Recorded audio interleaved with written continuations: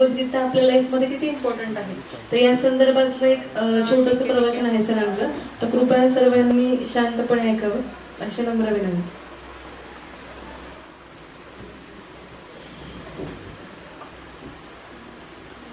ओम नमः शिवाय. आज का ये जो छोटा सा सेमिनार है, टॉपिक का नाम है the science of self realisation, Bhagavad Gita. जैसे मॉडर्न साइंस से आज वायरलेस टेक्नोलॉजी आ गई, इंटरनेट टेक्नोलॉजी आ गई, रोबोटिक्स टेक्नोलॉजी आ गई, आर्टिफिशियल इंटेलिजेंस आ गया. ऐसे ही भगवत गीता भी एक साइंस है, लेकिन आज हम इसको भूल चुके हैं. बड़े बड़े जो साइंटिस्ट है, अल्बर्ट आइंस्टाइन कहते हैं कि जितनी भी साइंटिफिक थ्योरीज मैंने इन्वेस्टिगेट की, जिनका इन्वेंशन किया मैंने, my inspiration and guide behind those all invention is Shrimad Bhagavad Gita. Even Nikola Tesla, the great scientist, he also tells that when the scientist has to invent something, they have to go in deep meditation. They have to take the support of spirituality, deep silence. So the intellectuals of the society, they are also following Shrimad Bhagavad Gita. आज का seminar start करने से पहले 2 मिनट के लिए हम meditation करेंगे.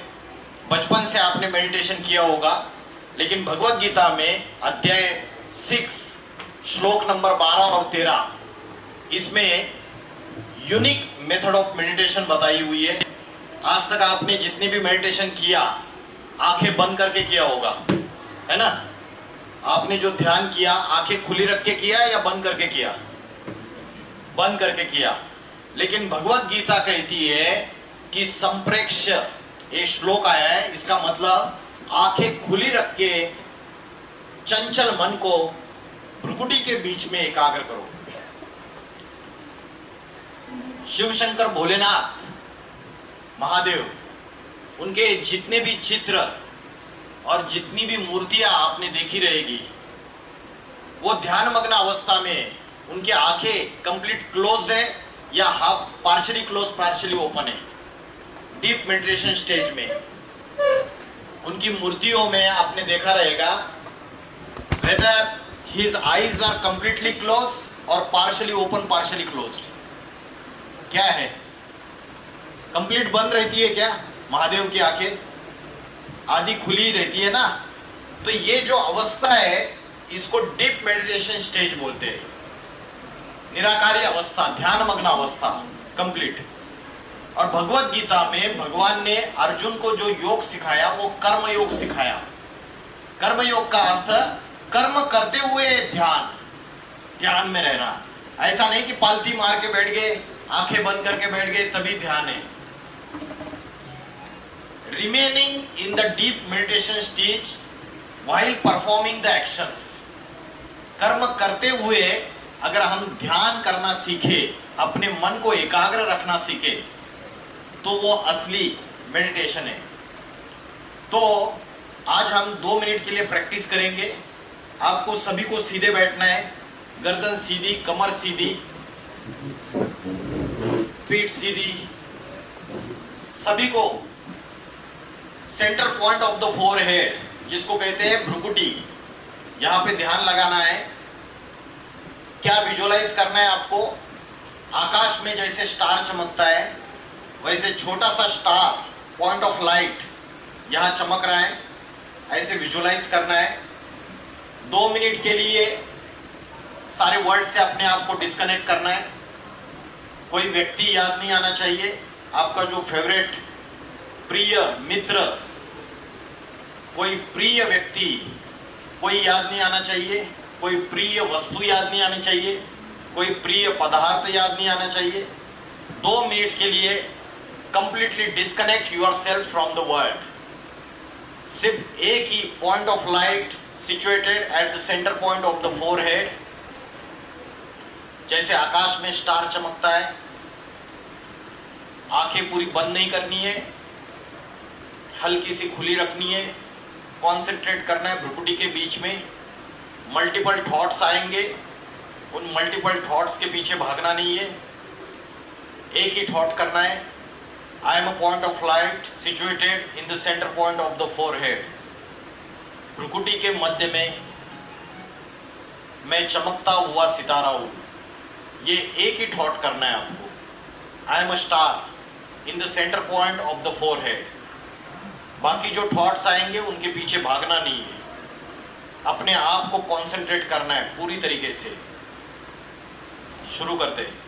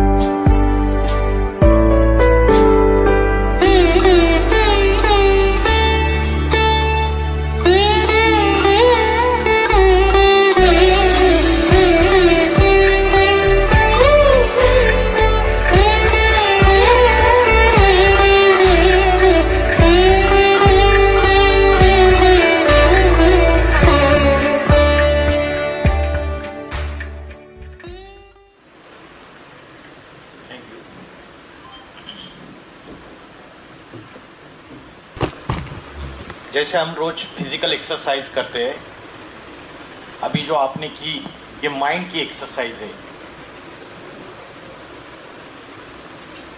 भगवत गीता में अर्जुन ने भगवान को प्रश्न पूछा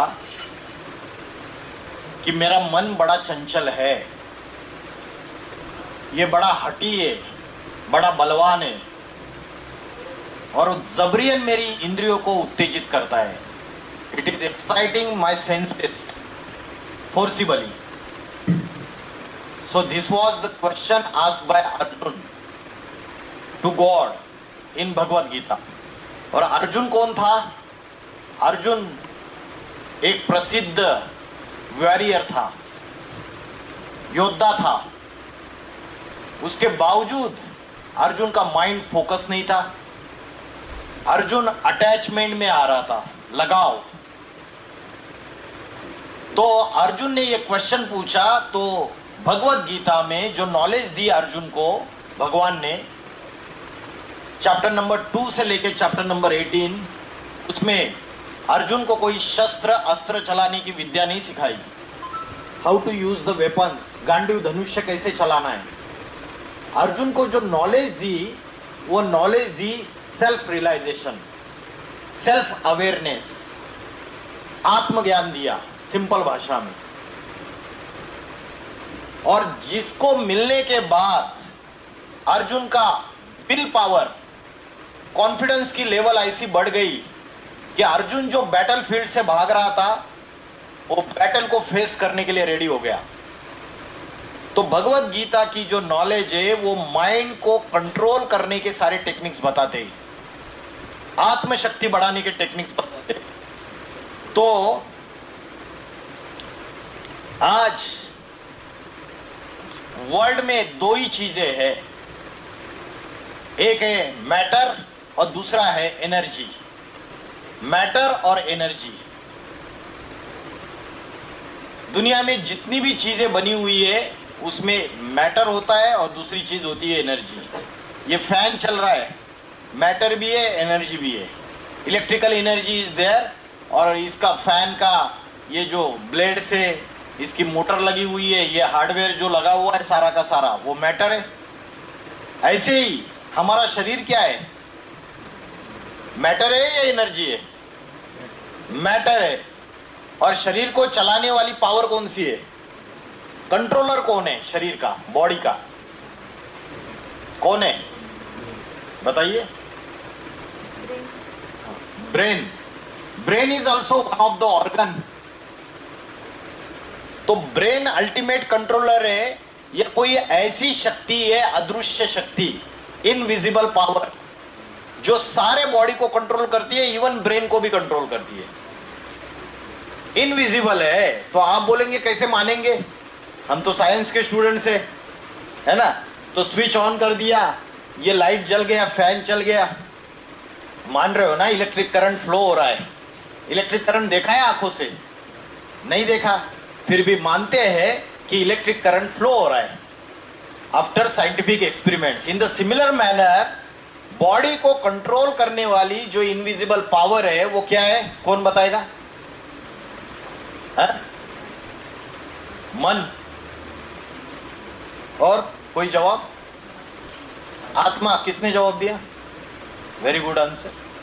आत्मा, स्पिरिट, सोल, जिसको कहते हैं प्राण शक्ति, एनर्जी, चेतना, कॉन्शियसनेस, अलग अलग नाम दे दिए उसको।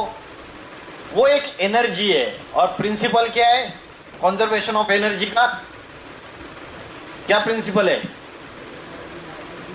Energy neither be created nor be destroyed, only one form of energy can be converted into another form. तो आत्मा भी भगवत गीता इसी साइंस के प्रिंसिपल को बताती है, बहुत पहले ही बता के रखा। भगवत गीता कहती है आत्मा अजर अमर अविनाशी है, कभी मरती ही नहीं है, ना क्रिएट होती है ना डिस्ट्रॉय होती है। नैनन छिंदंती शस्त्राणी, आत्मा को शस्त्र काट नहीं सकते, आत्मा को अग्नि जला नहीं सकता, वायु उसको सुखा नहीं सकता और जल उसको भिगो नहीं सकता। तो आत्मा ये ऐसी एनर्जी है जो एनर्जी जैसे ही बॉडी से चली जाती है तो वो नर्स भाग के आती है, पेशेंट डेड बॉडी लेकर जाओ, है ना। आपको पता है, जैसे इन्होंने आंसर दिया कि जो ब्रेन है वो कंट्रोलर है। कई केसेस ऐसे है कि जिसमें ब्रेन डेड है लेकिन बॉडी काम कर रही है, जिंदा है व्यक्ति। डेड बॉडी नहीं कहेंगे उसको, डेड ब्रेन कहेंगे। लेकिन जब आत्मा निकल जाती है, जब प्राण शक्ति निकल जाती है, हम बोलते हैं ना इनके प्राण निकल गए, जब प्राण शक्ति निकल जाती है तब व्यक्ति डेड बॉडी, उसको या तो जला दिया जाता है या तो जमीन में गाड़ दिया जाता है। हम रोते रहते हैं लेकिन एक सेकंड में वो जो आत्मा है वो तुरंत दूसरे मां के गर्भ में प्रवेश करती है। ये साइंस है। मां को पूछो कि है ना, उनको जो हलचल महसूस होती है पेट के अंदर, वो 3 महीने का जब गर्भ होता है, जब आत्मा एंटर करती है तब अचानक एक्शन महसूस होती है अंदर, उसके पहले महसूस नहीं होती है। 9 महीने में बच्चा जन्म लेता है ना, लेकिन 3 महीने के बाद मूवमेंट उनको महसूस होती है मां को पेट के अंदर, उससे पहले नहीं महसूस होती है। उसका रीजन ये है, सोल एंटर्स द बॉडी। तो आत्मा जो है वो इमॉर्टल है। जैसे मैं ये कपड़े बदलता हूं वैसे आत्मा बॉडी चेंज करती है। It lives one body, it takes another body. ये बर्थ एंड डेथ का साइकिल है और बॉडी चेंज होती रहती है। जैसे हैंडसेट पुराना हो गया तो क्या करते हैं, हैंडसेट के अंदर का जो भी डेटा है तो डेटा कार्ड निकाल के नए हैंडसेट में डाल देते हैं, मेमोरी कार्ड निकाल के, तो सारा डेटा आ गया ना। तो आत्मा जब एक बॉडी छोड़ के दूसरे बॉडी में ट्रैवल करती है तो आत्मा के साथ कौन सा डेटा जाता है? कौन सा डेटा जाता है, और स्टोरेज स्पेस आत्मा की क्या है जिसमें वो डेटा ट्रांसफर होता है नए बॉडी में, होता है या नहीं होता है। कभी कभी छोटेपन में अपने आप को चेक करो, आप छोटेपन में आपके अंदर कोई ऐसी विशेषता रहेगी, ऐसी खूबी रहेगी जो दूसरे बच्चों में देखने में नहीं आती है। आपको पेरेंट्स ने भी नहीं सिखाया, फ्रेंड्स ने भी नहीं सिखाया, कहीं से आप सीखे नहीं, अपने अंदर नेचुरल टैलेंट है। वो कहां से आया? वो आज 2-2, 3-3 साल के बच्चे सॉफ्टवेयर प्रोग्रामिंग कर रहे हैं, आर्टिफिशियल इंटेलिजेंस का भी नॉलेज है उनको। 5 साल का छोटा बच्चा, उसके सामने पहली बार तबला आ जाता है और तबले के ऊपर उसकी उंगलियां घूमने लगती है और देखने वालों को सरप्राइज हो जाता है। हम तो 20 साल से अभ्यास कर रहे, आज तक हमने इतना सुंदर तबला नहीं बजाया, ये बच्चा कहां से बजा रहा है? कहां से आया? उसके अंदर क्या है?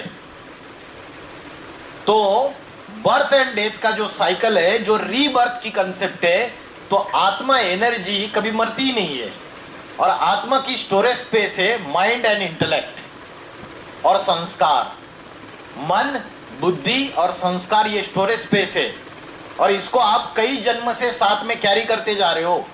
आत्मा जब एक बॉडी से दूसरे बॉडी में ट्रैवल करती है तो माइंड, इंटेलेक्ट और संस्कार, मन, बुद्धि और संस्कार साथ में जाते हैं, साथ में लेके जाती है आत्मा।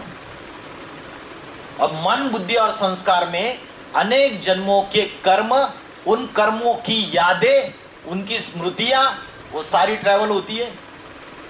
इसलिए छोटा बच्चा आपने कभी देखा, पाळण्यामध्ये त्याला जेव्हा ठेवलेला असतं, उसको झोका देते, झूला झुलाते, उस समय देखना कभी हंसता है, कभी अचानक रोने लग जाता है।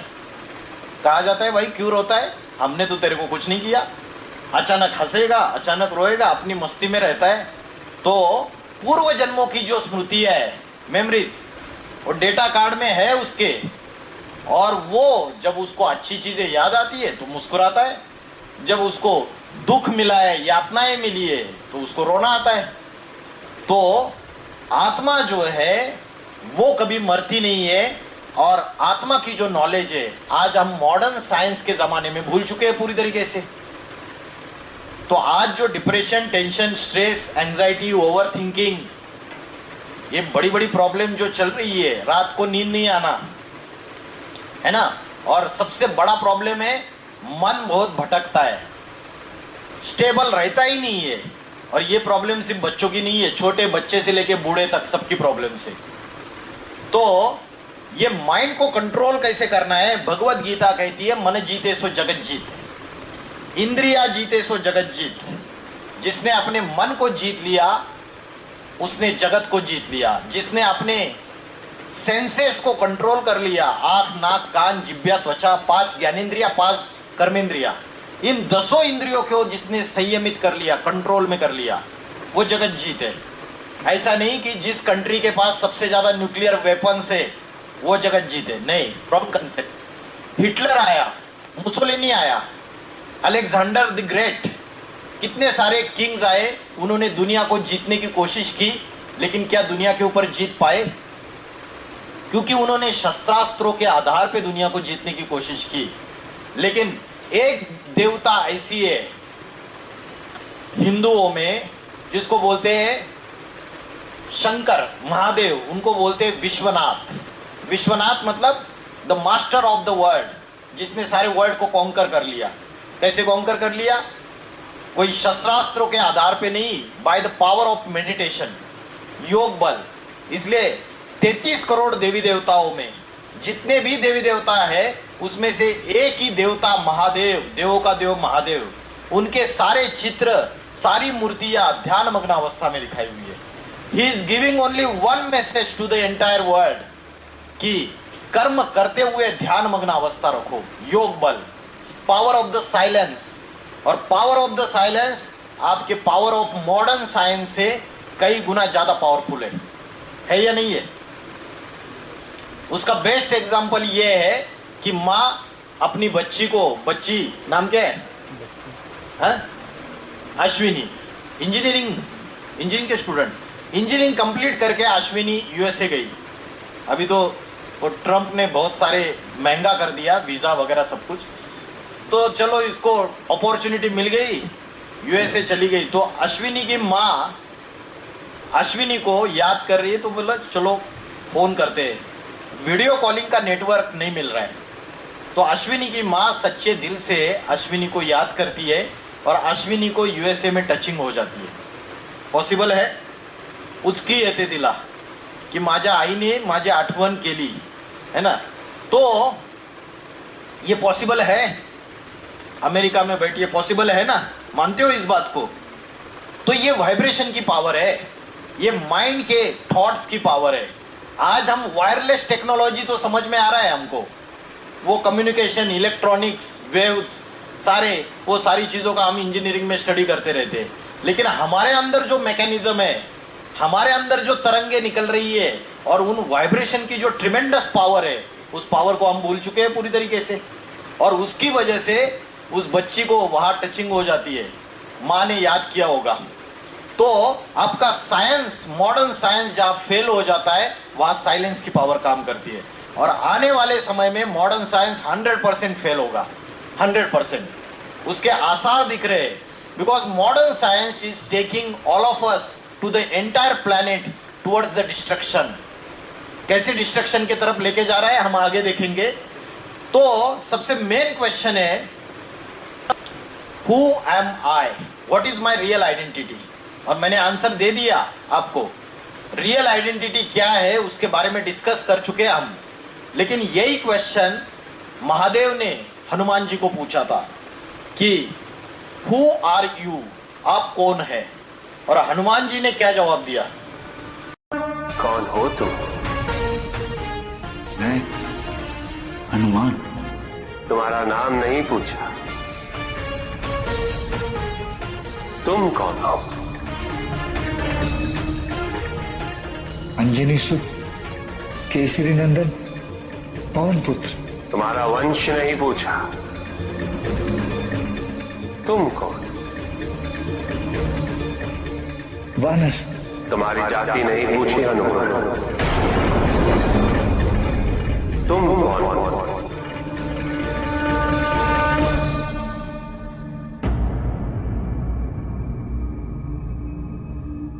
मुझे ज्ञात नहीं, मुझे केवल ये ज्ञात है कि मुझे कुछ ज्ञात नहीं।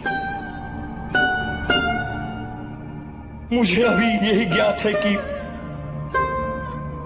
मैं स्वयं अज्ञात हूं। जो हनुमान जी की जो सिचुएशन है, यही हालत हमारी सबकी है। क्योंकि आज सबसे बड़ा प्रॉब्लम है आइडेंटिटी क्राइसिस। मेरी रियल आइडेंटिटी क्या है?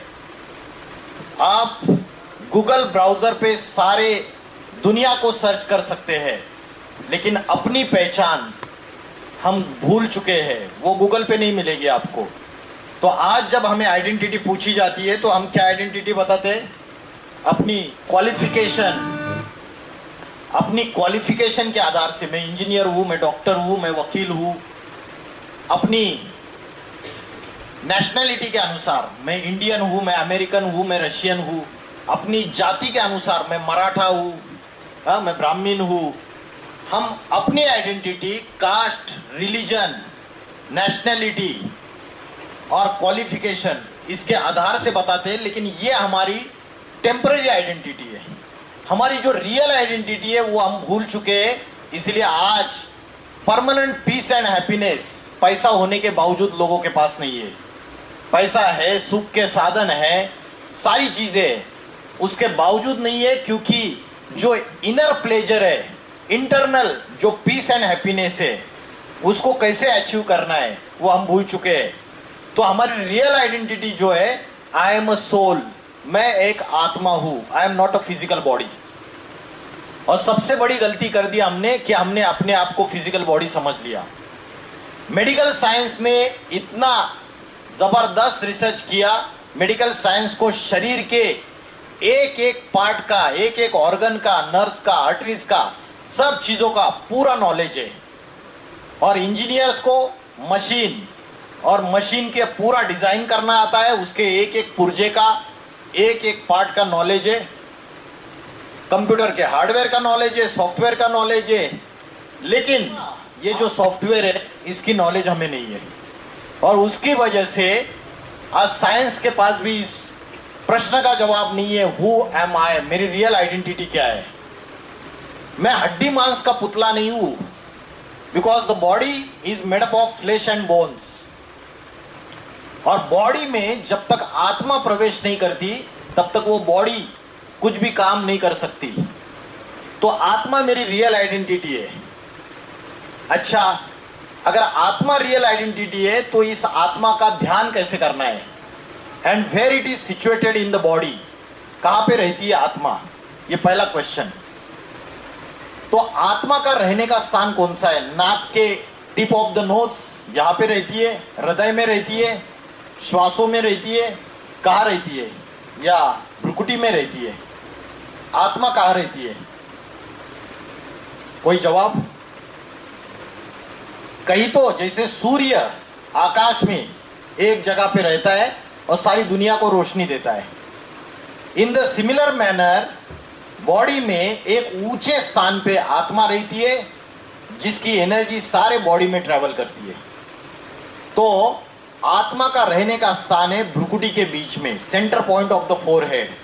और इसका प्रूफ है भगवत गीता में बोला है, एक श्लोक आया है, भ्रूर मध्य प्राणम आवेश सम्यका, भ्रुकुटी के मध्य में प्राण शक्ति स्थित है।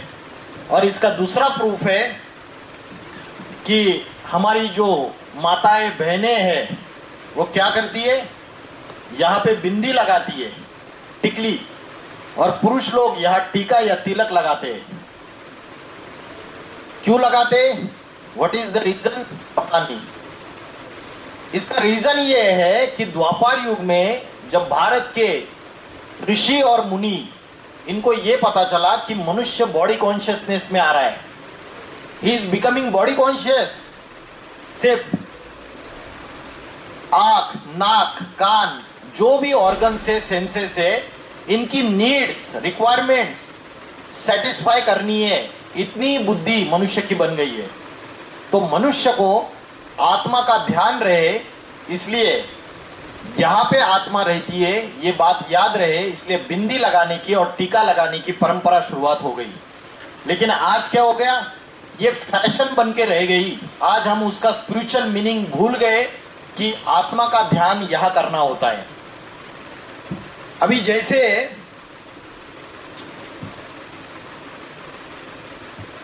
व्हीकल है, कार है, और कार का जो भोजन है और ड्राइवर का भोजन एक है या अलग अलग है?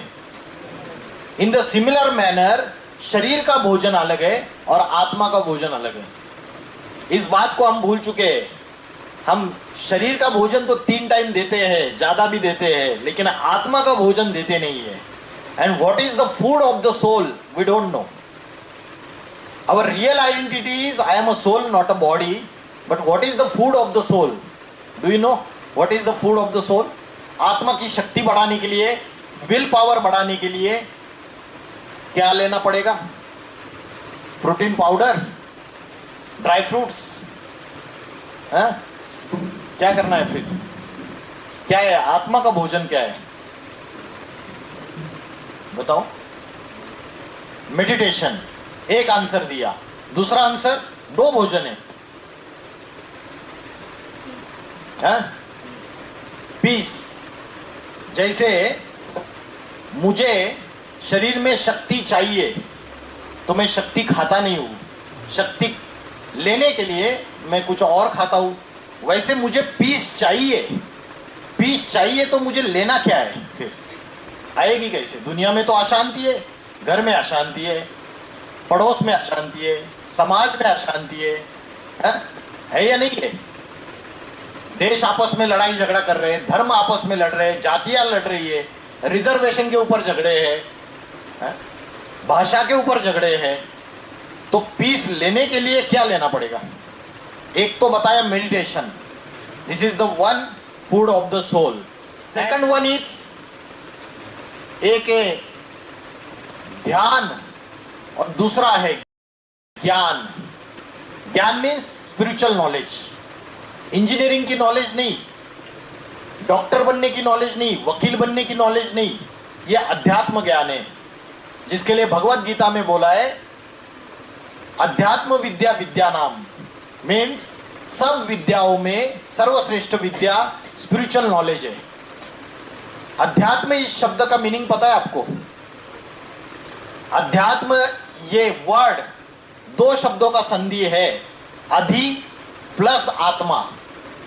आत्मा के अंदर का जो नॉलेज है वो आध्यात्मिक ज्ञान है। आज आप जो नॉलेज ले रहे हो इसको बोलते हैं सेक्युलर एजुकेशन या फॉर्मल एजुकेशन, ये भौतिक ज्ञान है। और अध्यात्म ज्ञान जो है वो स्पिरिचुअल ग्रोथ या मेंटल ग्रोथ कराता है, आपका ईक्यू बढ़ाएगा, इमोशनल कोशंट। और ये जो भौतिक ज्ञान है ये आपका सिर्फ आईक्यू बढ़ा सकता है, इंटेलिजेंस कोशंट।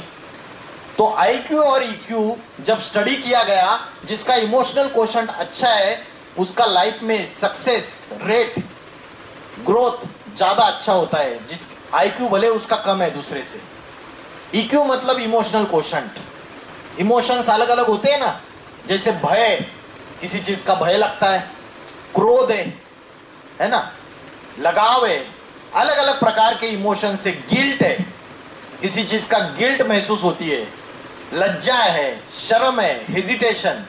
तो अलग अलग प्रकार के इमोशन से, दुख के इमोशन से, सुख के इमोशन से। तो आत्मा जो है, इसकी जो शक्ति, जो विल पावर अगर बढ़ानी है तो दो चीजें का भोजन लेना पड़ेगा। एक है मेडिटेशन और दूसरा फूड है स्पिरिचुअल नॉलेज। और मेडिटेशन करने का सबसे अच्छा समय कौन सा है? कौन सा अच्छा समय है? ब्रह्म मुहूर्त, सवेरे 2 बजे से लेके 4:45 बजे तक का समय जो है इसको ब्रह्म मुहूर्त का समय बोलते हैं। उस समय सबसे ज्यादा, साइंस भी इस बात को मानता है कि कॉस्मिक एनर्जी सबसे ज्यादा होती है। उस समय वाइब्रेशन में पवित्रता होती है, शुद्धता होती है, प्यूरिटी होती है। और उस समय जल्दी उठ के आप कोई भी संकल्प करेंगे, थॉट करेंगे, 100% पूरा हो जाएगा। जितने आप हाईएस्ट इलेवेटेड राइटियस थॉट्स करेंगे उतने आपको वैसी प्राप्ति होगी। इसलिए एक लॉ बताया जाता है, law of attraction. What is law of attraction? पता है किसी को? What you think so you become, as you create, as you imagine so you create. जैसा आप सोचते हो वैसे ही आप बनते हो। तो सवेरे का समय, ब्रह्म मुहूर्त का समय, 4 बजे का समय सबसे बेस्ट समय।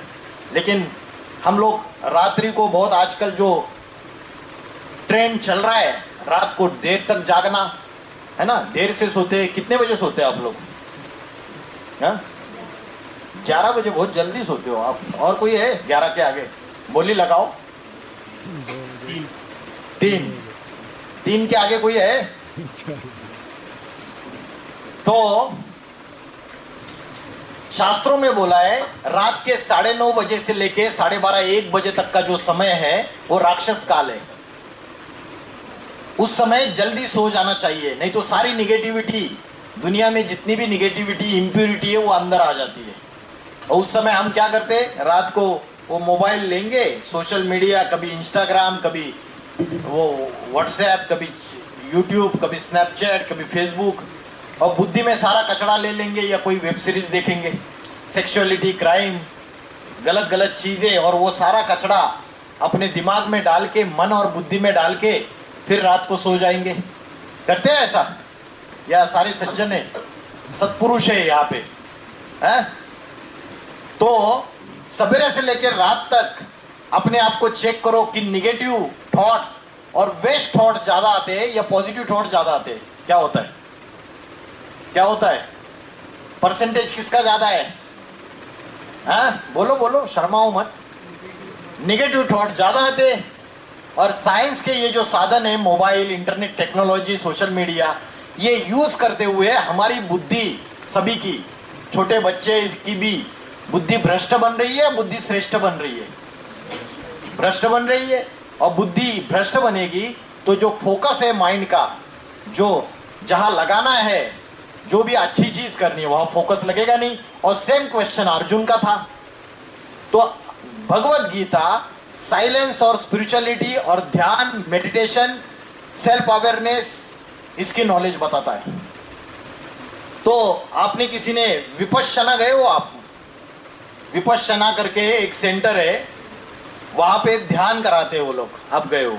तो वहां क्या करते हैं, बोलना नहीं है आपको, 4-5 दिन जितना रुकेंगे आपको बातचीत नहीं करनी है, मौन व्रत धारण करना है।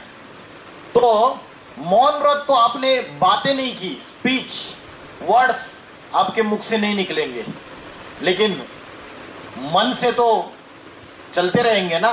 मन तो मौन नहीं है, मन का मौन आपके वर्ड्स और स्पीच के मौन से भी हाईएस्ट है। तो एक है साइलेंस ऑफ माइंड और एक है साइलेंस ऑफ स्पीच।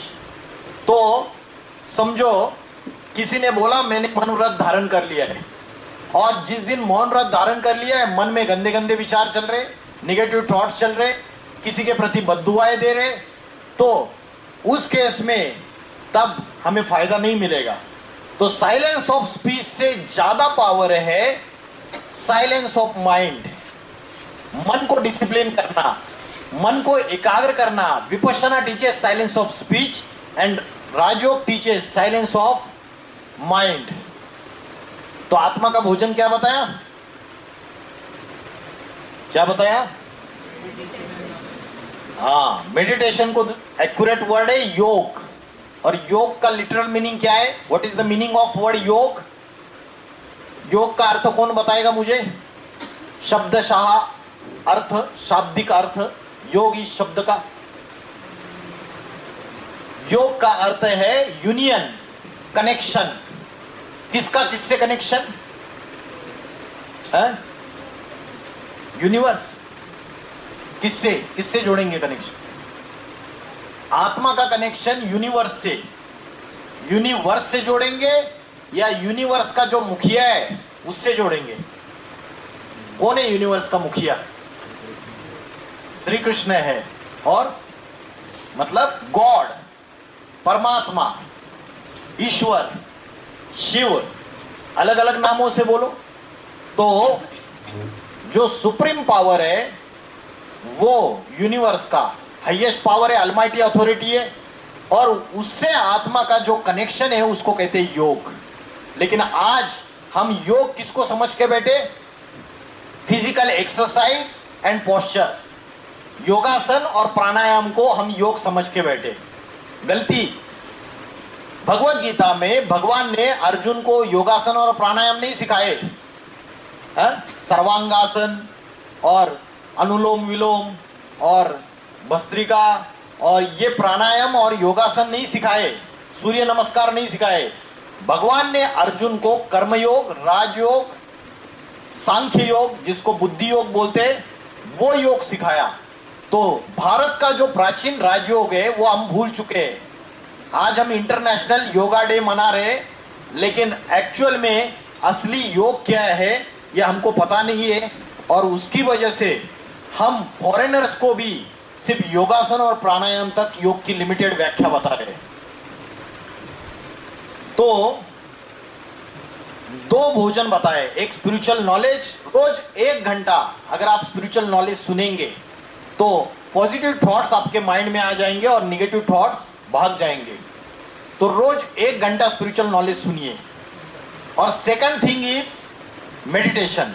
4 बजे उठकर अगर आप आधा घंटे के लिए रोज कंप्लीटली वर्ल्ड से डिस्कनेक्ट करो अपने आप को, और पॉइंट ऑफ लाइट भ्रुकुटी के बीच में आप मेडिटेट करने का, मन को एकाग्र करने का अभ्यास करो, आप देखोगे 6 महीने लगातार विदाउट एनी गैप कंसिस्टेंटली अगर आप अभ्यास करते हो तो आपको रिजल्ट मिलेगा 100%। आपको ऐसी पावर महसूस होगी, ऐसा लाइटनेस महसूस होगा, और माइंड में पीस एंड नेचुरल हैप्पीनेस आप एक्सपीरियंस करोगे।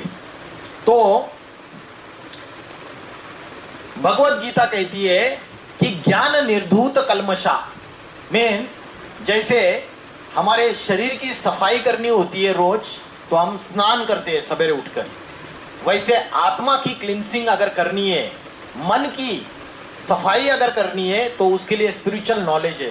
Spiritual knowledge is like a water, it can purify your sins. जो अनेक जन्म में हमने पाप कर्म और निगेटिविटी हमारी सिर्फ इस जन्म की नहीं है, पूर्व जन्मों की भी है, प्रीवियस बर्थ की भी है, और सारा इकट्ठा हुआ है। तो भगवत गीता बोलती है nothing is pure as divine knowledge.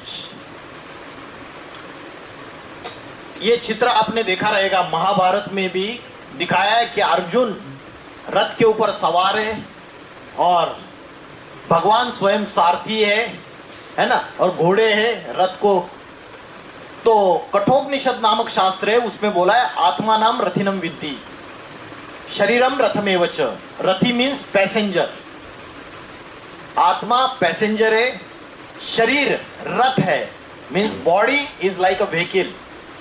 बुद्धि तुम सारथिम विद्धि, और जो हमारी बुद्धि है वो ड्राइवर है, सारथी करने वाला, सारथ्य करने वाला। मन प्रग्रह में वच, मन लगाम है।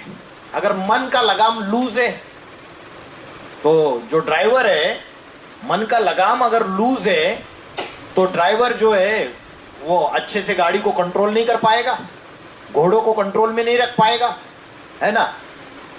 और जो घोड़े हैं वो इंद्रिया है। अभी मन में निगेटिविटी आ रही है तो दो चीजें हैं। जैसे गाड़ी चलाते हैं, ड्राइवर ने अगर समय पर ब्रेक नहीं लगाया और अगर स्टीयरिंग मोड़ा नहीं तो एक्सीडेंट हो सकता है। इन द सिमिलर मैनर मन के संकल्पों का, मन के थॉट्स को ब्रेक लगाना बहुत जरूरी रहता है। माइंड के थॉट्स कभी कभी इतने निगेटिविटी में चले जाते हैं, इतने आती में, तो उसको ब्रेक कहाँ लगाना है, उसको कहाँ फुल स्टॉप लगाना है। जो योगी होगा, जिसका माइंड कंट्रोल में होगा, वो तुरंत फुल स्टॉप लगा देगा। किसी के साथ झगड़ा हो गया, वो तुरंत फुल स्टॉप लगा सकता है, 5 मिनट में बाहर आ सकता है। और जो ज्यादा इमोशनल है, जिसकी योग की पावर कम है, विल पावर कम है, आत्मशक्ति कम है, उसको बहुत टाइम लगेगा उन चीजों से बाहर आने से। तो आत्मा जो है इस शरीर में बैठा हुआ पैसेंजर है और उसका जो बुद्धि है वो सारथी है।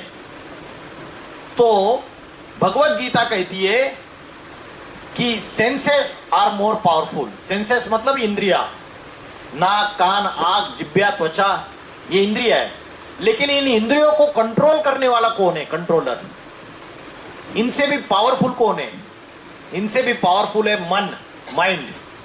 भगवत गीता कहती है इंद्रियों से पावरफुल मन है, और मन 11वीं इंद्रिय है, 11th ऑर्गन, इनविजिबल ऑर्गन, सूक्ष्म। और मन से पावरफुल कौन है? जो मन को भी कंट्रोल कर सकता है। मन भाग रहा है भाई शराब पीनी है बार बार, तो उसको भी कंट्रोल करने वाला कोई है, वो है बुद्धि, जिसको बोलते हैं विवेक, विजडम, है ना। इंटेलेक्ट, इंटेलेक्ट का क्या काम होता है, क्या फंक्शन होता है, क्या पावर होती है? Decision making power, to decide what to do, what not to do, what is good and what is bad, क्या अच्छा है क्या बुरा है, और क्या सही है क्या गलत है, what is right and what is wrong. तो बुद्धि जो है वो निर्णय करने की शक्ति है, और मन जो है वो सोचने की शक्ति है। बुद्धि डिसीजन लेता है, लेकिन आज क्या हो गया, हमारी बुद्धि जो है उसको हम क्या फीडिंग दे रहे हैं। बुद्धि को अगर हम पॉजिटिव फीडिंग देंगे तो बुद्धि पावरफुल बनेगी, मन पावरफुल बनेगा।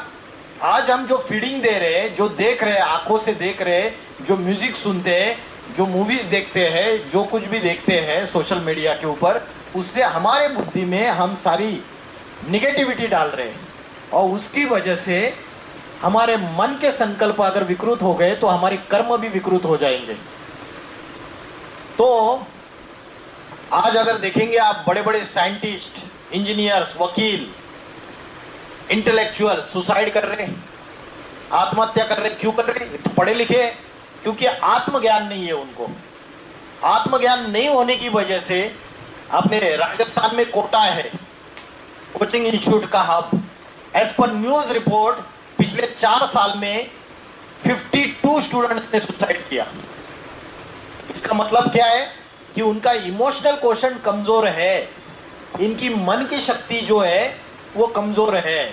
आज हम पेरेंट्स क्या करते, पेरेंट्स टीचर्स बच्चों को बहुत वर्कलोड दे देते, भाई ये पढ़ाई करना है, इतने मार्क्स लाने, कॉम्पिटिटिव एग्जाम से, और एटमॉस्फियर भी कॉम्पिटिटिव है। तो सिर्फ वो पढ़ रहा है, लेकिन समझो उसके 2 मार्क्स कम हो गए और उसका मेरिट लिस्ट में या जो भी रैंक नहीं आया और उसकी वजह से उसको एमबीबीएस को एडमिशन नहीं मिला, तो दुनिया क्या खत्म है क्या? आज तो बिना पढ़े लिखे भी बिजनेस करके करोड़ों कमाते, और इंजीनियर जॉब करके सैलरी लेके उतना नहीं कमाता है।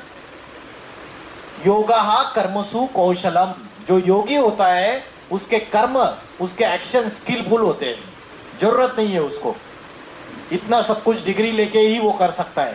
तो जो इमोशनल इंटेलिजेंस है वो अध्यात्म बढ़ाता है, स्पिरिचुअलिटी बढ़ाती है।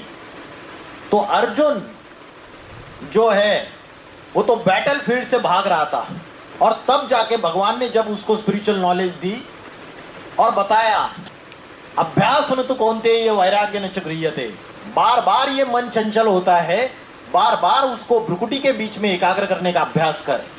It is flickering, it is unstable, बार बार इसको कॉन्सेंट्रेट कर पॉइंट ऑफ लाइट, ये अर्जुन को बताया। और दूसरा वैराग्य, वैराग्य मीन्स डिटैचमेंट। आज हम अटैच है, सारी चीजों से अटैच है। हमारी कोई बाइक है घर में, या साइकिल है या स्कूटी है, उसको कोई हाथ लगाएगा तो हम उसका हाथ तोड़ देंगे। हम अपनी वस्तुओं से अटैच है, अब व्यक्तियों से इतने अटैच है हम। तो ये अटैचमेंट जो है ये दुख का कारण है। जैसे आत्मा की चार्जिंग होती है आत्मा का भोजन लेने से, स्पिरिचुअल नॉलेज एंड मेडिटेशन से, वैसे ही आत्मा की बैटरी डिस्चार्ज किसके वजह से होती है? रीजंस पता है आपको किसके वजह से हमारी आत्मा की बैटरी डिस्चार्ज होती है? There are 5 enemies of the soul. आत्मा के 5 शत्रु है, और भगवत गीता बोलती है आत्मा के 3 शत्रु है। There are 3 enemies of the soul. तो आत्मा के 3 शत्रु कौन से हैं, पता है किसी को? कलयुग में बोलते हैं कली राक्षस ने सबके अंदर प्रवेश कर लिया है। ये कली राक्षस कौन है पता है? ये है 5 विकार, 5 वाइसेस, जो आत्मा के शत्रु है, जिसकी वजह से हमारी आत्मा की बैटरी डिस्चार्ज होती है। वो शत्रु के नाम लिखे, क्या लिखे बताओ? काम, क्रोध, लोभ, मोह, अहंकार। What is the meaning of word काम? लस्ट, क्रोध, एंगर। लस्ट अलग होता है और शुद्ध प्रेम अलग होता है ना? दोनों में अंतर है। काम वासना, विषय वासना, और प्रेम, शुद्ध प्रेम, इसमें अंतर है। शुद्ध प्रेम अलग होता है, मोह अलग होता है। धृतराष्ट्र का दुर्योधन के ऊपर मोह था या शुद्ध प्रेम था? मोह था। धृतराष्ट्र को पता था बेटा नालायक है, लेकिन उसको ही हस्तिनापुर की गद्दी पे बिठाना है ना? और उसके मोह के कारण पूरा कौरव की पूरी वंशावली खलास हो गई, पूरी की पूरी। महाभारत युद्ध में कौरव का पूरा विनाश हो गया। तो मोह means attachment, 4th one, and 5th one is ego, घमंड, अहंकार। तो ये 5 आत्मा के शत्रु है। क्राइम पेट्रोल देखा है सीरियल? है? सीआईडी देखा है? सीआईडी देखो, क्राइम पेट्रोल देखो, कोई भी देखो, उसमें कोई भी एपिसोड निकालो, क्राइम जो घटित हुआ उसका रीजन क्या था, व्हाट वाज द कॉज। और जब कॉज आप ढूंढोगे तो आपको सार में पता चलेगा, या तो लस्ट, या तो एंगर, या तो ग्रीड, या तो अटैचमेंट, टू मच अटैचमेंट, है ना? टू मच अटैचमेंट होती है तो दुख ज्यादा होता है। जैसे नई नई शादी की, पति इतना अटैच हो जाता है कि माँ बाप को भी छोड़ देता है पत्नी के लिए, है ना? और फिर क्या होता है, अति में अटैच होता जाता है, और फिर अचानक दोनों के बीच में ऐसे झगड़े होते कि डिवोर्स। तो अति में जो अटैचमेंट है, it also gives birth to the sorrow, miseries, दुख। और 5वां है अहंकार। और लालच क्या है? लालच मतलब क्या है? एक तो जैसे आपने जैन और बौद्ध धर्म का स्टडी किया, तो बौद्ध धर्म में क्या होता है? एक तो सत्य, अहिंसा, अस्तेय, चोरी न करना, और चौथा होता है अपरिग्रह, अपरिग्रह मतलब जितना जरूरत है उतना ही धन कमाना है और उसको रखना है, उससे एक्स्ट्रा वेल्थ एक्यूमुलेट नहीं करनी है। लेकिन जो लोभी व्यक्ति होता है वो क्या करता है, जिंदगी भर पैसे के पीछे भागता रहता है। एक मकान है अच्छा, उसमें वो संतुष्टता से अच्छे से रह सकता है अपने परिवार के साथ, लेकिन जहां नौकरी कर रहा है वहां रिश्वत लेगा, घूस लेगा, पैसा लेगा और फिर एक प्रॉपर्टी और बनाएगा, दूसरी प्रॉपर्टी और बनाएगा, तीसरी प्रॉपर्टी और बनाएगा। तो ये लोभ है, लालच। काम, क्रोध, लोभ, मोह, अहंकार ये आत्मा के शत्रु है। और भगवत गीता कहती है काम, क्रोध और लोभ ये तीनों नरक के द्वार खोलते हैं। They are opening the gates of the hell. Bhagavad Gita कहती है यतो यतो निश्चरति मन चंचल अस्थिरम। जहां जहां ये चंचल मन अस्थिर हो रहा है, ततस्ततो नियम्यत्व, वहां वहां से उस मन को स्टेबलाइज करो। किसमें स्टेबलाइज करो? स्टार में, point of light, centre point of the forehead. बार बार उसको स्टेबलाइज करो। ये हो गई आत्मा की बात। अभी who is God, next question. ठीक है, तो योग का अर्थ बताया आत्मा का परमात्मा से कनेक्शन, आत्मा को परमात्मा से जोड़ना, ये योग है, ये योग की व्याख्या है। लेकिन भगवान को तो हमने देखा ही नहीं है, आत्मा को तो आपने बता दिया, पॉइंट ऑफ लाइट। चलो हम प्रैक्टिस कर लेते हैं, स्पिरिचुअल प्रैक्टिस। अभी परमात्मा जो सुपर कॉन्शियसनेस है, परम आत्मा, वर्ड परम मीन्स श्रेष्ठ, हाईएस्ट। सब आत्माओं में आज दुनिया में 8 बिलियन पॉपुलेशन है वर्ल्ड की। उस 8 बिलियन पॉपुलेशन में सारी आत्माएं, सबके शरीर में एक आत्मा है। और सभी आत्माओं में जो हाईएस्ट कॉन्शियसनेस है, जैसे एनिमल में भी कॉन्शियसनेस है या नहीं है? है।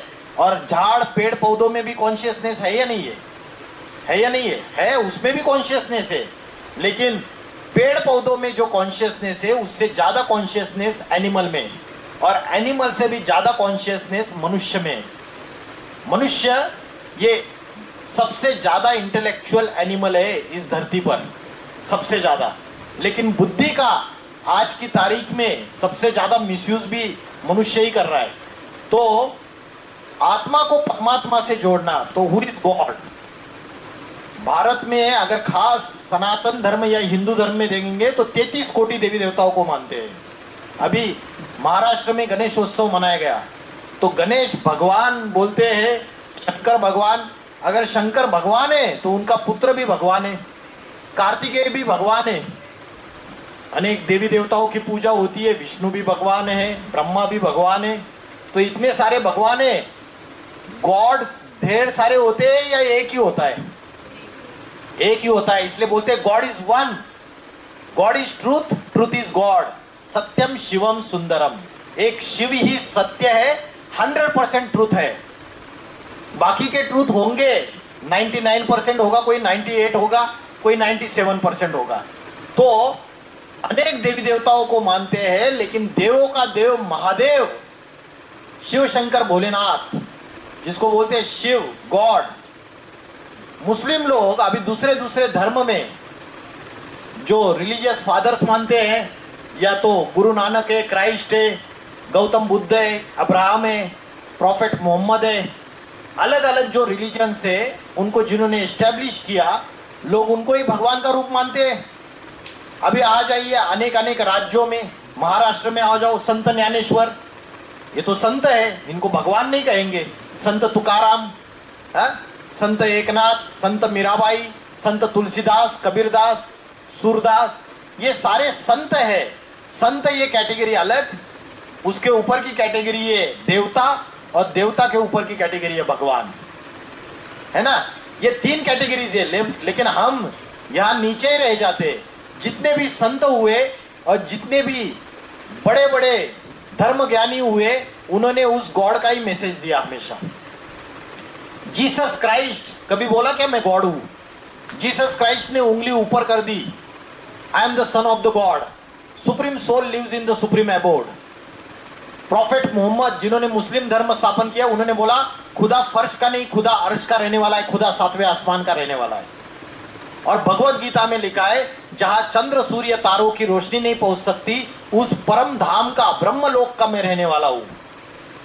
Beyond the sun moon and stars there I reside. ये भगवत गीता बोलती है। इससे साबित होता है कि संत महात्मे ये भगवान नहीं होते हैं, अनेक देवी देवता भगवान नहीं होते हैं। नंबर 1 जो उन सबका पिता है वो एक ही होता है। लेकिन अगर हमारा प्राइम मिनिस्टर से डायरेक्ट कनेक्शन हो रहा है तो हम प्राइम मिनिस्टर का सिक्योरिटी गार्ड, या तो प्राइम मिनिस्टर की गाड़ी चलाने वाला ड्राइवर, या प्राइम मिनिस्टर का बंगला जहां दिल्ली में है वहां बाहर कोई वड़ा पाव की गाड़ी पे वड़ा पाव बेच रहा है तो अरे देखो वो वहां प्राइम मिनिस्टर के यहाँ वो वड़ा पाव बेचता है, तो हम उसमें सेटिस्फाइड हो जाएंगे। हमारा कनेक्शन अगर हाईएस्ट से हो रहा है तो हमें हाईएस्ट से कनेक्शन जोड़ना चाहिए या नीचे से कनेक्शन जोड़ना चाहिए। बुद्धि का कनेक्शन अगर चोर से जोड़ेंगे और वीडियोस देखेंगे कि कैसे चोरी करता है तो चोर बनेंगे, जैसे को याद करेंगे वैसा बनेंगे। अगर कोई क्रिकेट के ही वीडियोस देखेगा, बार बार उस क्रिकेटर के सारे उसको फॉलो करेगा तो वो क्रिकेटर बनेगा। तो डिवाइन क्वालिटीज अगर हमारे बुद्धि में, माइंड में, इंटेलेक्ट में अगर हमको डिवाइन क्वालिटीज इम्बाइब करनी है, धारण करनी है, तो हमको क्या करना पड़ेगा? भगवान से कनेक्शन जोड़ना पड़ेगा, डायरेक्टली गॉड से, सुप्रीम पावर से। तो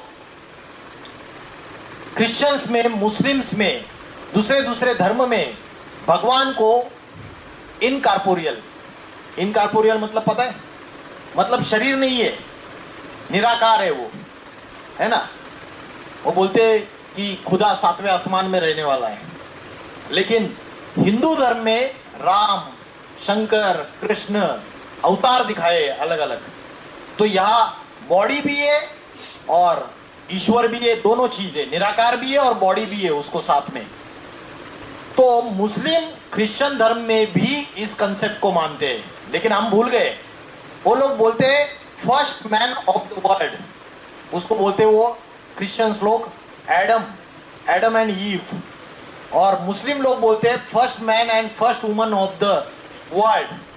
जब न्यू वर्ल्ड स्टार्ट होता है तो दुनिया किसी एक कपल से स्टार्ट होगी, तो मुस्लिम लोग उनको नाम दे देते हैं, किसी को पता है? पता है? आदम और हवा।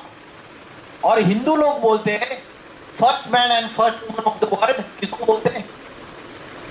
आदिदेव आदिदेवी, शंकर पार्वती। और जो जैन लोग हैं, जैनिज्म, उसमें बोलते हैं आदिनाथ आदिनाथिनी। तो गॉड जो है उसका फॉर्म कॉर्पोरियल भी है, ये दूसरे धर्म वाले भी मानते हैं। मतलब परमात्मा जो है जब आता है इस धरती पर, इस प्लेनेट पे, तो किसी बॉडी का आधार लिए बगैर he can not give the spiritual knowledge. इसलिए हम बोलते हैं गुरु ब्रह्मा, गुरु विष्णु, गुरुदेव महेश्वर। तो कब वो टीचर बन के आया, कब वो सदगुरु बन के आया, और कब आके उसने स्पिरिचुअल नॉलेज पढ़ाई? कभी तो पढ़ाई होगी। और जिससे आज इतने देवी देवता जो तैयार हो गए, जिनके अंदर ये डिवाइन क्वालिटीज आई, तो जरूर उनका सबका एक गॉड रहेगा। तो आज हम उसको भूल गए हैं। एक मैनिफेस्टेड फॉर्म है, ये अनमैनिफेस्टेड फॉर्म है। अनमैनिफेस्टेड फॉर्म को हम शिवलिंग के रूप में पूजा करते हैं, और मैनिफेस्टेड फॉर्म जो है उसमें शंकर की मूर्ति के रूप में पूजा करते हैं। तो ये दोनों चीजें अलग अलग है। तो ईश्वर की जो कंसेप्ट है, ये कंसेप्ट दो चीजों से बनती है, एक निराकार और एक साकार। किसी बॉडी का आधार लेता है। इसलिए भगवत गीता में बोलते हैं कि मैं जब आता हूं तो किसी साधारण मनुष्य शरीर का आधार लेता हूं, लेकिन मैं साधारण मनुष्य शरीर का आधार लेता हूं तो लोग मुझे पहचान नहीं पाते, क्योंकि आज का जो वर्ल्ड है ये मटेरियलिस्टिक वर्ल्ड है, भौतिक सुखों की दुनिया है। उसमें अगर भगवान किसी ऑर्डिनरी ह्यूमन बीइंग में इनकारनेट करेगा, एंटर करेगा, तो हम उसको पहचान नहीं पाएंगे। उसको पहचानने का एक ही रास्ता है कि वो जब आता है तो स्पिरिचुअल नॉलेज देता है। वो origin of the world, middle of the world and end of the world, सारी दुनिया की कंप्लीट नॉलेज उसके पास है, बाकी किसी के पास नहीं। उसके आधार से हम पहचान सकते हैं कि वही ईश्वर इस धरती पर आया हुआ है। और इसको सभी धर्म वाले मानते हैं। ब्रह्मा भगवान जब आते हैं उनके 3 ड्यूटीज है. There are 3 duties of the God. First है एस्टैब्लिशमेंट, सेकंड है सस्टेनेंस और थर्ड वन डिस्ट्रक्शन. मतलब स्थापना, पालना और विनाश. ब्रह्मा के द्वारा स्थापना, शंकर के द्वारा विनाश और विष्णु के द्वारा पालना. मतलब ये दुनिया जो है, वर्ल्ड जो है, एक साइक्लिक है. It is made up of 4 yugas. युग है. 4 युग कौन से पता है? 4 युग कौन से 4 युग कौन से हैं?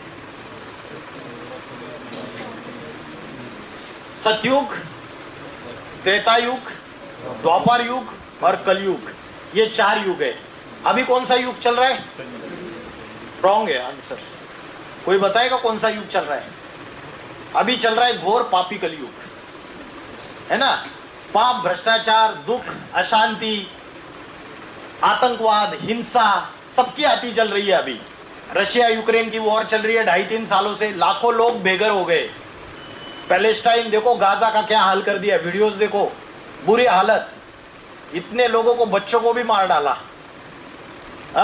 अभी world war, 3rd world war होने के चांसेस है या नहीं है? अभी जो इंटरनेशनल पॉलिटिक्स इस साल के है वो इतने भयानक है कि 3rd वर्ल्ड वार होने के चांसेस है या नहीं है? इजराइल पैलेस्टाइन की वॉर चल रही थी. अभी इजराइल ने कतार के ऊपर भी अटैक कर दिया. मुस्लिम कंट्री सारी इकट्ठा हो गई. पाकिस्तान ने सऊदी अरेबिया से हाथ मिला लिया.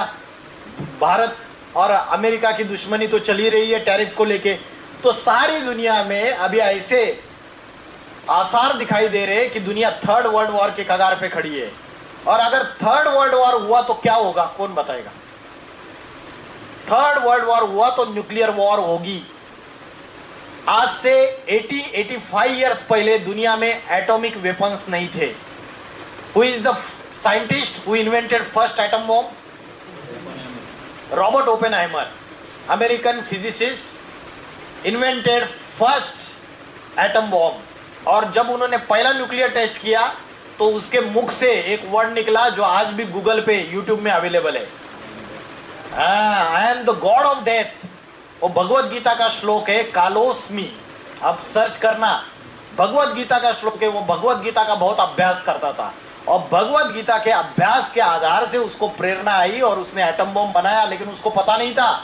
जब फर्स्ट न्यूक्लियर टेस्ट ली और जब उसको देखा कि प्रचंड अग्नि की ज्वाला है तो उसको श्लोक याद आया, I am the God of death, कालोस्मी लोकक्षय कृत प्रवृद्धो. मैं इस सारे संसार का विनाश करने के लिए तैयार हूं. और शंकर को क्या दिखाते? ऐसी देवता है जिसको बोलते हैं विनाशकारी देवता.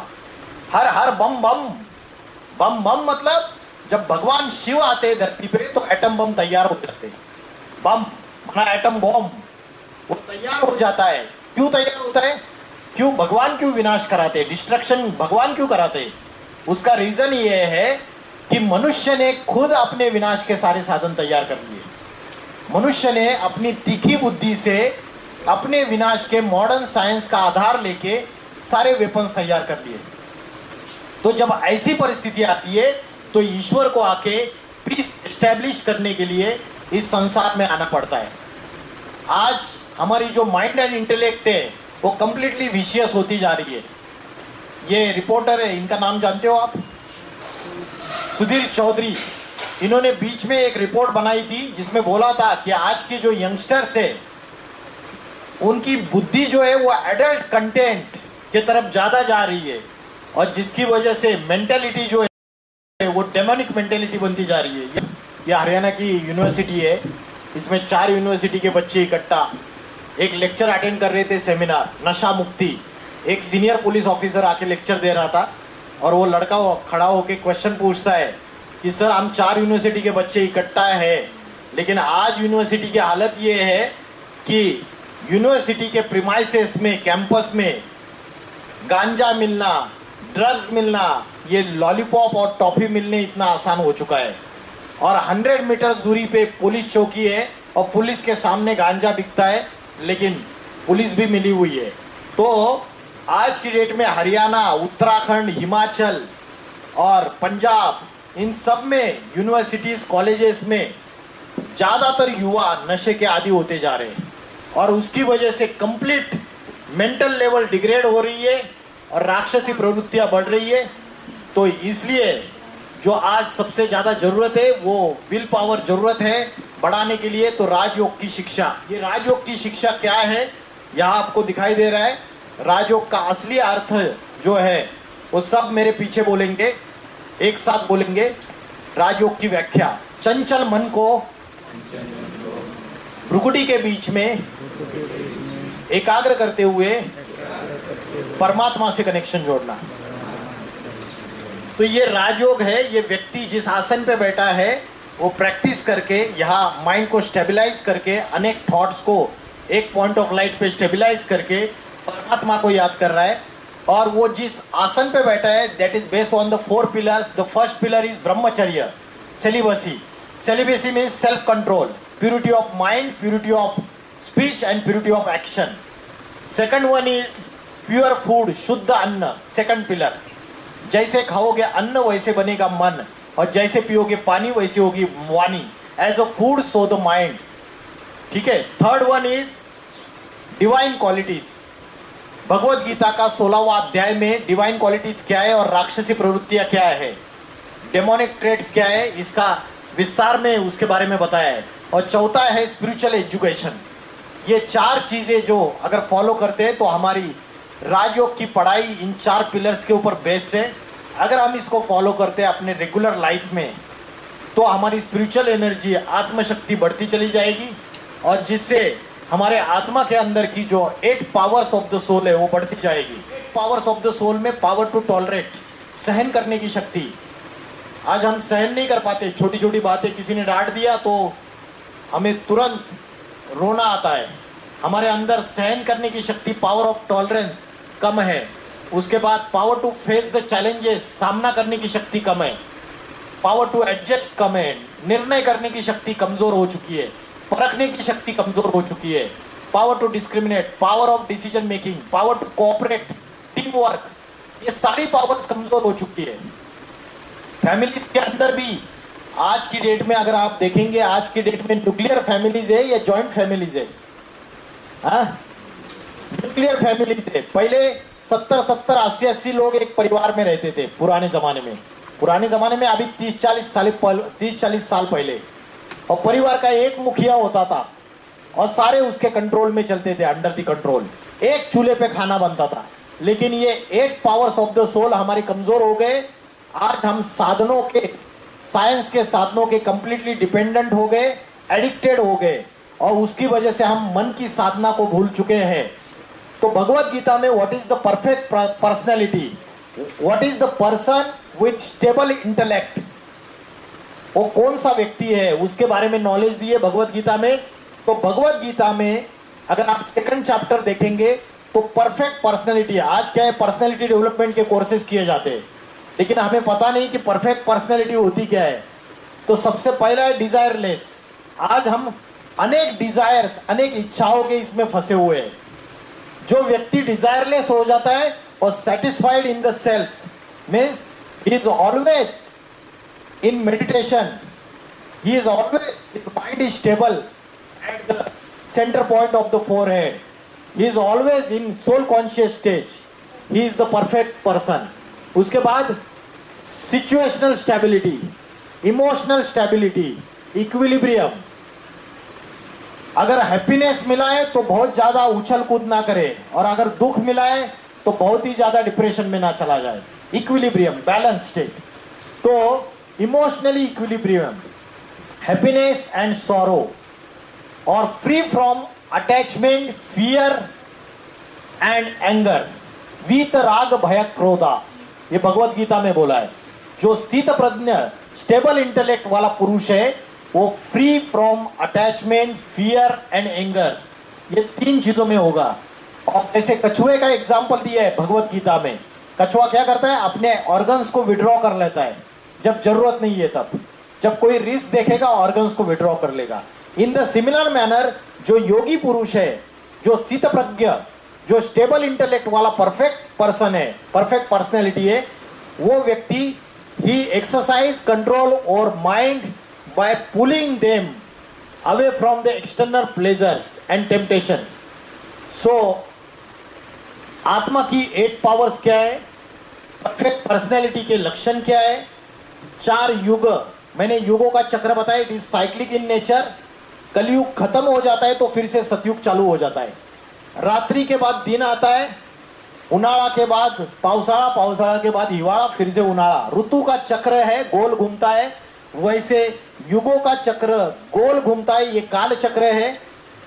जब कलयुग अपनी एक्सट्रीम सिचुएशन पे चला जाता है, पापों की अति हो जाती है, उस समय कलयुग का लास्ट समय, और सतयुग जिसको बोलते हैं राम राज्य, गोल्डन एज, मुस्लिम बोलते जन्नत, क्रिश्चियन बोलते पैराडाइज या हेवन। जब ऐसा समय आता है तो इन दोनों का जो जॉइंट है, संगम है, उसको बोलते हैं संगम युग। 100 इयर्स का समय, ये 100 इयर्स का समय ट्रांसफॉर्मेशन का समय है। फ्रॉम सिंफुल, पापी से पुण्यवान बनने का समय है, सुधरने का समय है। आज हमारे अंदर जो भी निगेटिविटी है उसको निकालने का समय है, ये 100 इयर्स का समय। इसलिए आज आप देखेंगे साइंस की डेवलपमेंट इतनी फास्ट स्पीड में हो रही है, जबरदस्त। 15-20 सालों में इतनी डेवलपमेंट हो गई, और आगे चल के ऐसा समय आएगा science and spirituality both will meet at one point.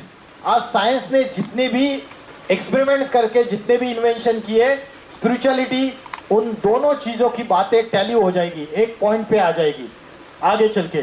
तो संगम युग जो 100 इयर्स का समय है, उसकी स्पेशलिटी क्या है? उसकी स्पेशलिटी ये है, इस समय God incarnate's on the earth in an ordinary human being. भगवान इस धरती पर अवतार लेते हैं, जिसके लिए भगवत गीता ने भगवान का आने का समय बताया। क्या समय बताया? यदा यदाई धर्मस्य, जब जब धर्म की ग्लानि होती है, अधर्म का बोलबाला होता है, तब सज्जनों की रक्षा करने के लिए, दुर्जनों का विनाश करने के लिए, to destroy the devils I incarnate on the earth in an ordinary human being. मैं साधारण मनुष्य शरीर में अवतार लेता हूं। तो मुझे बताइए, क्या ये समय है या नहीं है? अभी ट्रांसफॉर्मेशन का समय है या नहीं है? एक्सट्रीम सिचुएशन आई है नहीं आई है? अगर आपका कहना है नहीं आई है, तो आप और एक्सप्लोर करो दुनिया की हालत जो अभी चल रही है। वो ऐसी सिचुएशन अभी चल रही है कि सारी नेचुरल कैलेमिटीज, भूकंप, ज्वालामुखी, महासुनामी, नासा की रिपोर्ट है कि महासुनामी आ सकता है अभी। साइंटिस्ट ने एक डूम्सडे क्लॉक एक तैयार किया है, रॉबर्ट ओपेनहाइमर, उसके बाद अल्बर्ट आइंस्टाइन। इन्होंने 1947 में एक बुलेटिन ऑफ एटॉमिक साइंटिस्ट, एक BAS नाम की संगठन तैयार किया है। उस संगठन के अनुसार, BAS इस संगठन के अनुसार उन्होंने एक क्लॉक तैयार किया है, घड़ी।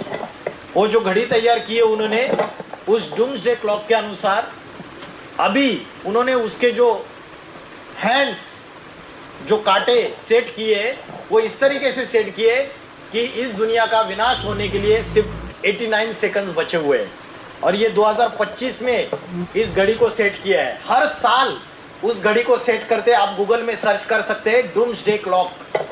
अमेरिका ने डूम्सडे प्लेन भी बनाया हुआ है, जब विनाश होगा तो एक ही प्लेन बचेगा करके, एटॉमिक वेपन्स का उसके ऊपर मार नहीं होगी। तो अगर 3rd वर्ल्ड वॉर होगी तो न्यूक्लियर वॉर होगी। और ये डूम्सडे क्लॉक जो बनाया हुआ है, इसके आधार से इसका इन्होंने मेन बेसिस ये बताया कि देयर आर 3 रीजंस कि जिससे वर्ल्ड डिस्ट्रक्शन की तरफ जा सकता है। फर्स्ट रीजन उन्होंने बताया आर्टिफिशियल इंटेलिजेंस। आर्टिफिशियल इंटेलिजेंस अगर बढ़ जाएगा तो खतरा है, रिस्क है।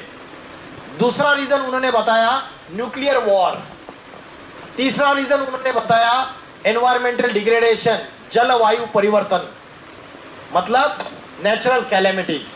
ये 3 रीजन उन्होंने बताए। और अगर 3rd वर्ल्ड वॉर हो गया और न्यूक्लियर वॉर अगर हो गई, तो न्यूक्लियर एक्सप्लोजन की वजह से अर्थ का टेम्परेचर ट्रिमेंडसली इंक्रीज हो जाएगा। अर्थ का टेम्परेचर इंक्रीज होने से क्या होगा? क्या होगा? अर्थ का टेम्परेचर इंक्रीज होने से glaciers, north pole south pole के ग्लेशियर्स मेल्ट होने चालू हो जाएंगे। अभी भी मेल्ट हो रहे हैं, नासा की रिपोर्ट है। उत्तर गोलार्ध, दक्षिण गोलार्ध बर्फ पिघळायला लागेल। बरोबर है ना मराठी? तो और अगर मेल्ट होना चालू हो जाएगा, फिर क्या होगा? समुद्र का जलस्तर, वाटर लेवल जो है ओशियंस का, वो इंक्रीज हो जाएगा और उससे क्या होगा, महाप्रलय आ जाएगा। बड़े बड़े आइलैंड्स समुद्र के अंदर चला जाएंगे और उससे महाप्रलय और महाविनाश, वर्ल्ड वॉर 3 जो है वो कंप्लीटली डिस्ट्रक्शन की तरफ लेके जाएगा। तो अभी बड़े बड़े वर्ल्ड पीस कॉन्फ्रेंस कर रहे हैं, विश्व शांति सम्मेलन, अहिंसा सम्मेलन कर रहे हैं, फिर भी पीस एस्टेब्लिश नहीं हो रही है। तो पीस एस्टेब्लिश करने के लिए आज दुनिया को सिर्फ मॉडर्न साइंस के साथ साथ साइलेंस की पावर और स्पिरिचुअलिटी की पावर की जरूरत है, क्योंकि ये समय जो है वो ट्रांसफॉर्मेशन का समय है। और ये मैं नहीं बोल रहा हूं, बड़े बड़े भविष्यकार हैं, उन्होंने भविष्यवाणियां की है। आपने किसी ने नॉस्ट्राडेमस का नाम सुना है? The famous predictor Nostradamus, popular. उसके बाद किरो, किट, एंडरसन, जुल्बन, और भारत में गोपीनाथ शास्त्री, कल की पुराण, भविष्य मालिका अच्युतानंद स्वामी की, इन सभी ने एक कॉमन भविष्यवाणी की है। उन्होंने बोला 21st सेंचुरी में उत्तर भारत से एक महापुरुष का अवतार होगा जो योगियों का योगी होगा। वो आत्मा और परमात्मा के ऐसे सीक्रेट बताएगा और वो ऐसी नॉलेज देगा कि बड़े बड़े इंटेलेक्चुअल साइंटिस्ट फेल हो जाएंगे उसके सामने। और बोला कि वो ऐसा आध्यात्मिक क्रांति लाएगा और ऐसे आध्यात्मिक संगठन स्थापन करेगा, दुनिया में एक जाति, एक भाषा, एक धर्म स्थापन करेगा। अमेरिका, यूरोप, रशिया, ये बड़ी बड़ी महासत्ताएं नष्ट हो जाएगी, भारत विश्वगुरु बन जाएगा और आने वाले समय में ऐसा समय आएगा, पापी कलयुग का विनाश एंड ट्रांसफॉर्मेशन, राम राज्य, जिसको सतयुग बोलते हैं, स्वर्ग बोलते हैं, वैकुंठ बोलते हैं, जन्नत बोलते हैं, पैराडाइज बोलते हैं, तो जिसमें परमानेंट पीस एंड हैप्पीनेस। और ये तभी पॉसिबल है जब स्पिरिचुअलिटी, अध्यात्म को हम अपने जीवन में लाएंगे। आगे चल के ऐसा विचित्र समय आने वाला है। अभी तो ट्रेलर दिख रही है, कहीं आप देखते हैं हिंदू मुस्लिम दंगे हो गए, यहाँ हो गए, वहां हो गए। आगे चल के ये जो ट्रेलर है, बड़े मूवी रिलीज होने वाला है। तो नेचुरल कैलेमिटीज, न्यूक्लियर वॉर और Hindu Muslim civil wars, these are the 3 major factors for the destruction of the world. और इसी समय ईश्वर स्वयं आके स्पिरिचुअल नॉलेज, सहज राजयोग की एजुकेशन देते हैं और वर्ल्ड का ट्रांसफॉर्मेशन कराते हैं। इतना बोलकर मैं रुकता हूं। ओम नमः शिवाय।